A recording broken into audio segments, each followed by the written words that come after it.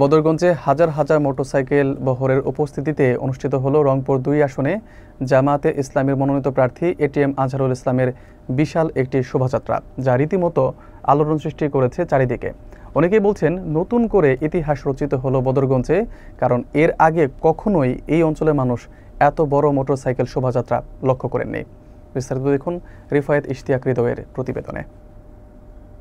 হাজার হাজার মোটরসাইকেলের সমাগম মুহূর্তেই যেন মৌমাছির ঝাঁকের মতো জড়ো হয়ে দখল করে নিয়েছিল প্রায় ৫ কিলোমিটার পথ। চারিদিকে উচ্চস্বরে হাজার হাজার কণ্ঠে মুখরিত হচ্ছিল নারায়ে তাকবীর, আল্লাহু আকবার স্লোগানের ধ্বনি।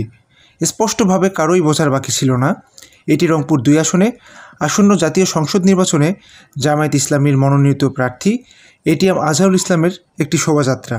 সকলেই বলছেন, রংপুর ২ আসনে ইতিহাস রচিত হলো, কেননা এর আগে কখনোই এত লোকজনের উপস্থিতিতে এত বড় মোটরসাইকেলের বহর কখনোই লক্ষ্য করেননি স্থানীয়রা। অনেকেই বলছেন, এটি রংপুর ২ আসনে জামায়াত ইসলামের জনপ্রিয়তার বাস্তব চিত্র। রীতিমতো মানুষের মন জয় করে জনপ্রিয়তার শীর্ষে রয়েছে দলটি। এমপি হলে আমি এই ৭০টা কমপ্লেক্স তারা আধুনিক প্রযুক্তি আনার চেষ্টা করবো, ডাক্তার তাদের ঠিক মতো সেবা দিয়ে নিশ্চিত করার চেষ্টা করবো এবং সুলভ মূল্যে যদি এই চিকিৎসার ব্যবস্থা করে হতে পারে তার ব্যবস্থা করবো ইনশাল্লাহ। রিফায়েত ইশতিয়াক হৃদয়, চ্যানেল A1।